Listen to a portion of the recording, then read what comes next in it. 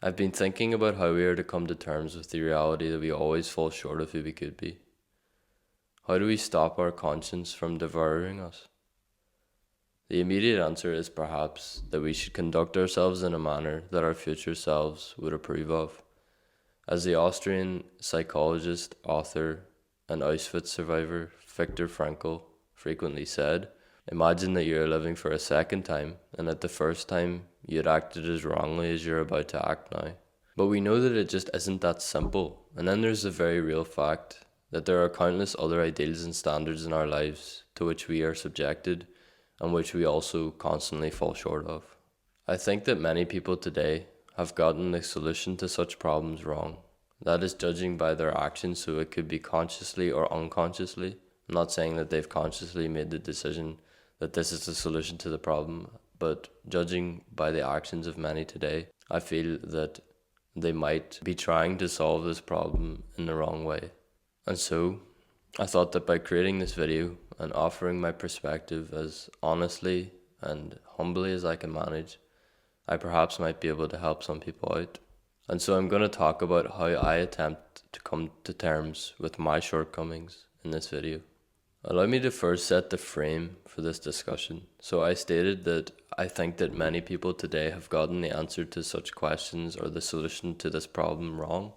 And I want to detail what I mean by that. So it seems to me that today, when people see the fact that when striving to improve our conduct, we always fall short, they see it as just another oppressive feature of society from which we must liberate ourselves. They see it as something that is always harmful and damaging. They don't see any benefit in having an ideal.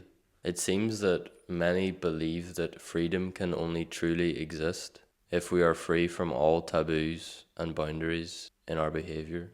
Yes, this abstract concept that we call society does place upon us expectations which can be discouraging, oppressive, and outright harmful.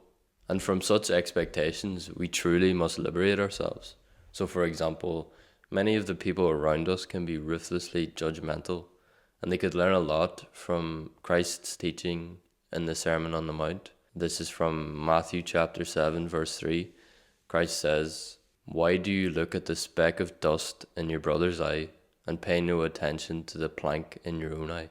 Then there are the general societal standards to which many feel that they are held.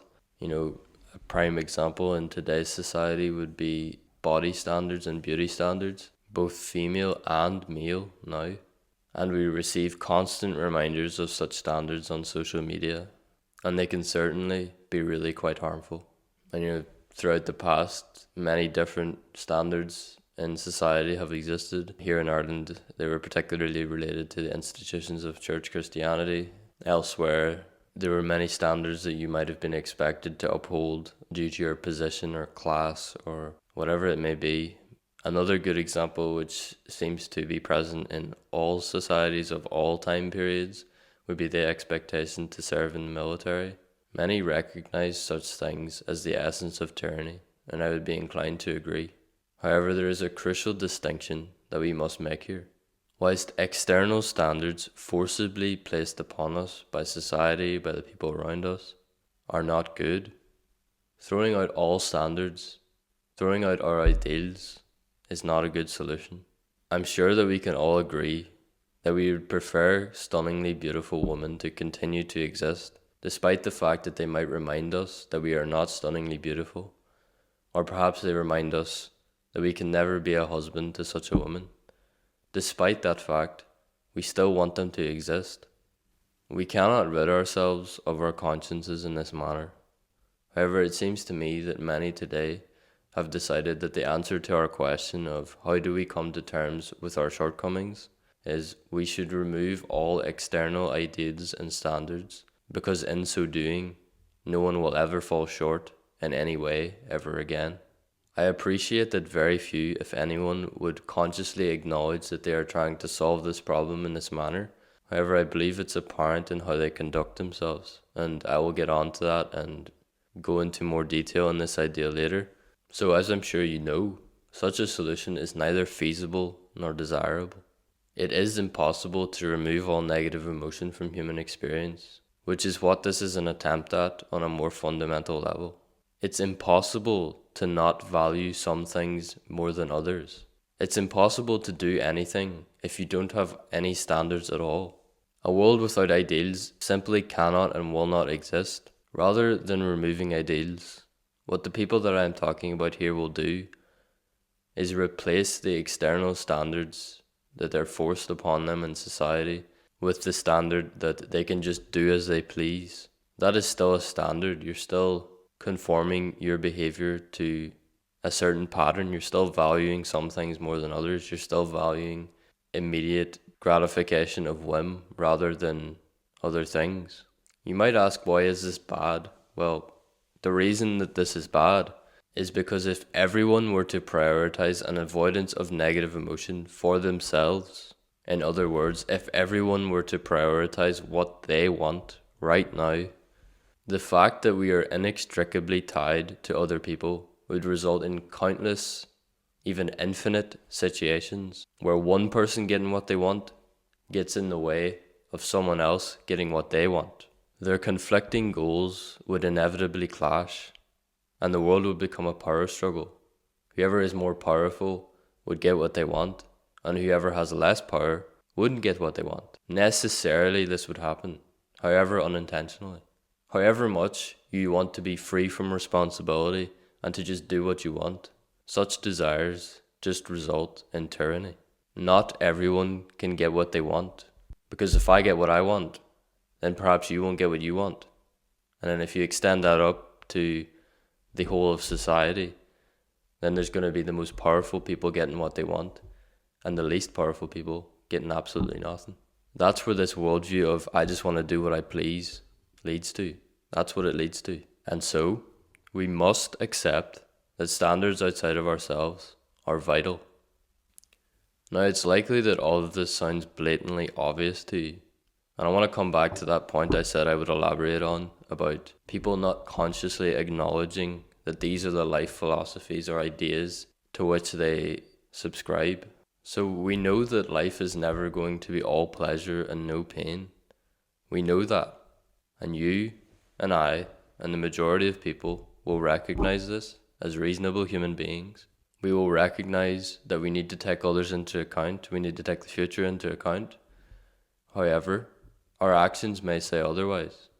I know that in the past, and still to this day, I have been and am so unconscious of the reasonings behind my actions. I was so unconscious in the past of the ideas or life philosophies that my actions suggested that I believed in or adhered to. And so although these ideas sound absurd, we must accept that there are people in this world whose actions would suggest that they believe in them, whether they know it or not.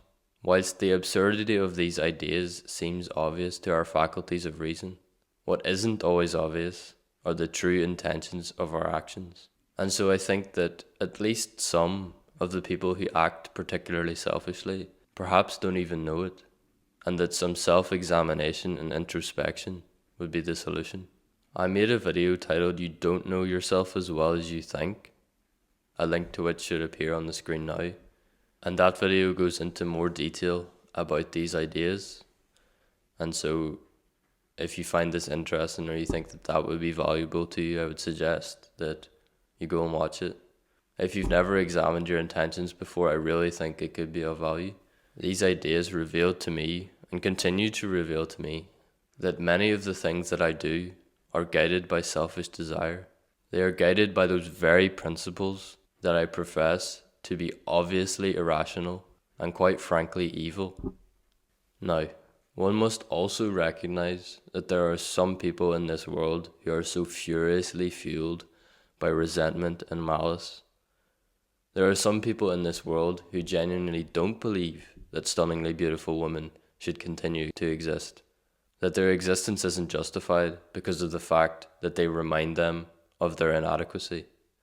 There are people who are so resentful and envious and evil that they believe such things, and we must recognize that fact as well. I'm not saying that evil people don't exist or that people can't fall into evil so far and so deeply down a hole that they reach such a stage. I'm not saying that people can't be consciously aware of the intentions behind their actions. I'm not saying that people don't do these things whilst knowing exactly what they are doing. These people do exist. But that doesn't take anything away from the fact that it's possible to not know who you truly are. The fact is, I still don't really know who I truly am. And in fact, these evil people will actually use the ignorance and lack of introspection of others. They will say that they're guided by some virtuous pursuit, such as freedom for all. It would be freedom for all in this example, whereas they're actually just guided by their own resentment and malice. They're guided by the resentful desire to destroy their ideal, like Cain destroys Abel in the Bible. And then there's also going to be people who are quite naive and will genuinely believe that it is possible for everyone to just do as they please, and they believe in some kind of utopia where this kind of philosophy works. There are people who are that naive, and those who are genuinely evil and very, very aware of their intentions will use people such as these, even more so than those who are unaware of what their actions suggest about their belief systems. Anyway, if you're watching this video, I would say that it's likely that you are trying to find a way to make things better and that you just don't know how. Well, perhaps you could start by getting to know yourself. Allow me to try and bring that all together and relate it back to the topic of the video, and hopefully we will then be well equipped to answer the question of how do we make peace with the fact that we are always less than we could be. So hopefully we've established that we need a unifying set of moral principles. We need an ideal, and we cannot just do away with all ideals in the name of freedom and well-being, because it genuinely doesn't make sense. It genuinely won't work. I've been trying to articulate the very simple message that a utopia where we just all do what we want and no one has any responsibilities, and where no suffering, pain, no worries, no woes exist, just does not and cannot exist. By doing what we want, here I'm referring to following our desires and our whims. I mean never having to sacrifice your desires or whims to anything outside of yourself or to anything greater. Never experiencing pain or suffering. This would be the philosophy of hedonism, where we try to avoid all pain and only experience pleasure. And as I've tried to articulate, this is simply not possible. I also discussed in detail that this remains the case despite the fact that there are certain ideals and standards to which we may have been subjected in our lives, which were oppressive, harmful, and demoralizing. Despite this fact, we still need a unifying set of moral principles, despite the fact that there are a unifying set of principles which are harmful in nature. Some set of principles is still necessary. We must not throw out the baby with the bathwater, so to speak. Just because perverted forms of this idea or of this concept exist, that doesn't mean that we just throw out the concept altogether. I hope that I've clarified these points, and I wanted to clarify these points for two reasons. So this clarification was aimed firstly at those who genuinely believe that such a philosophy as hedonism might be feasible. They genuinely believe that this might work or function in reality. So these people would be the naive group that I referred to earlier. Now this isn't to say that I am not naive in many respects. I certainly am. It is even possible that I am wrong about this. We all run the risk of that as human beings. We are flawed creatures. But I genuinely believe that this is true. Enough to make this video at least. Enough to believe that this needs to be talked about and what I'm saying needs to be said. If sometime in the future I realize that I have been wrong, I will apologize and relay what has changed and what I have learned. But for now, I believe this is true and I believe that it needs to be said. I suppose this is the essence of striving for the truth. Anyway, I presented this clarification firstly for that naive group, for those who I believe are naive in this respect. I also wanted to detail these things because even though we know something is true, we might not always be able to express or articulate that truth, and it is incredibly useful to be able to do so. not least because we will be more likely to act that truth out. And so hopefully you'll be more able to express and articulate the things that you knew to be true as a result of this video. And so hopefully that sets the frame nicely and equips us with everything we need to answer our question. Hopefully we can see now that there is no escaping the reality that although ideals and standards lead us to that terrible reality that we are always less than we could be, ideals and standards are necessary. There's no escaping the reality that we will always be able to look back and imagine a better way of conducting ourselves. Alright, so if there's no escaping that reality, then how do we come to terms with it? If you're familiar with my channel, then you'll know that I tend to approach problems on quite a fundamental level. This particular problem is one that everyone faces on a day-to-day basis, and therefore you might think that it would not involve religion, that there would be no religious considerations necessary for us to solve this problem or to find a solution to this problem.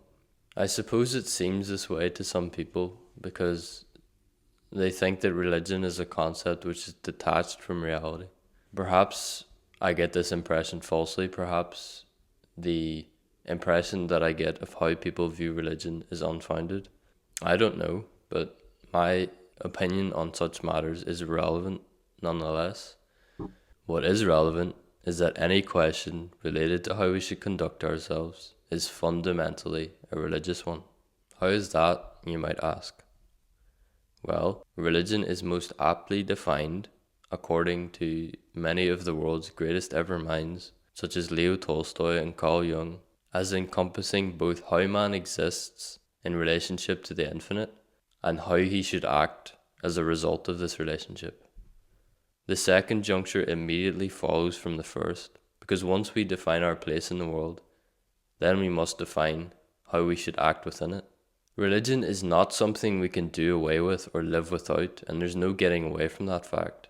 Behind all the icons, the symbols and superstitions, religion is fundamentally a definition of man's relationship to the infinite, and it then defines a morality based on this relationship.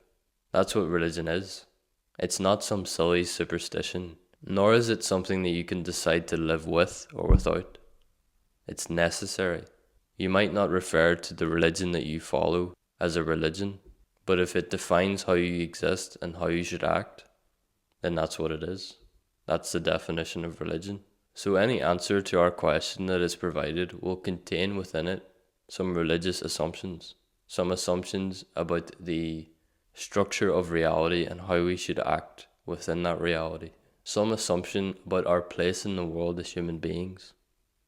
So, if you're struggling with your conscience, or with something which I like to call the superego, I've linked a video down below in the description which discusses what the superego is and how we distinguish between superego and conscience.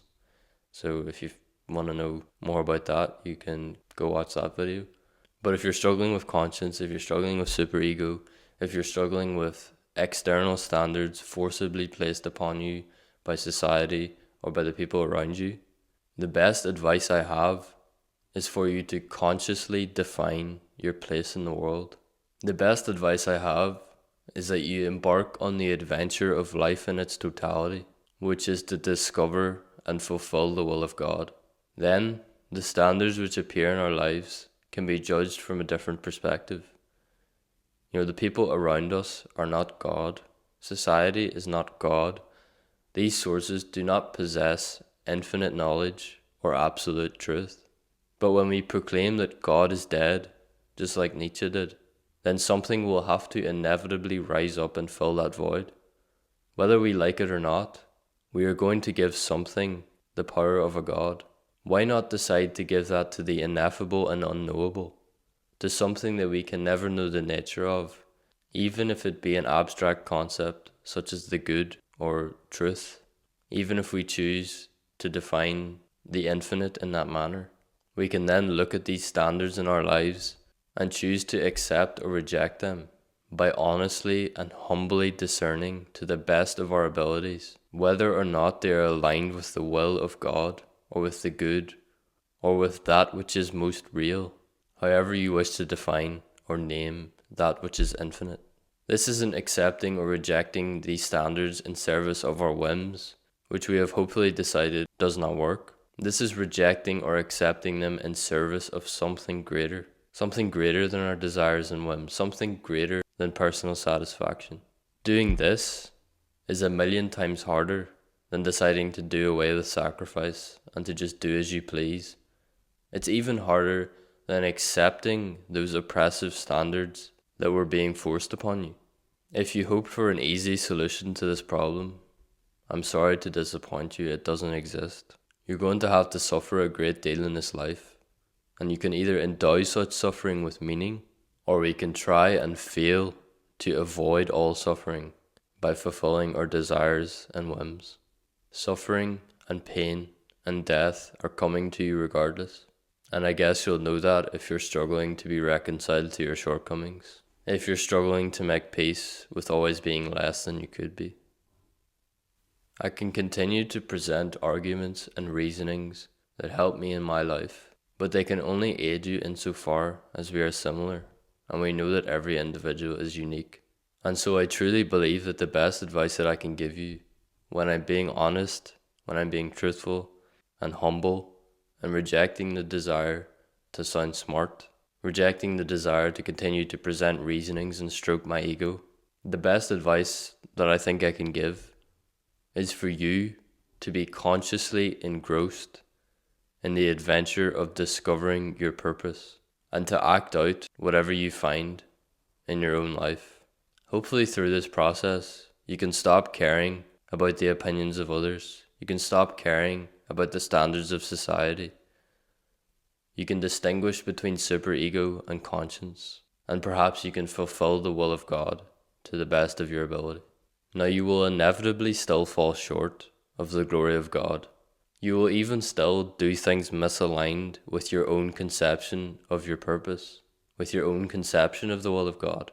But perhaps if we stop looking for an end to our sufferings, if we stop trying to end the pangs of conscience, perhaps if we stop looking for eternal bliss and pleasure, but instead we look for the good, the true, and the beautiful, we might find a meaning in the fact of our inherent sinfulness, weakness, and fragility.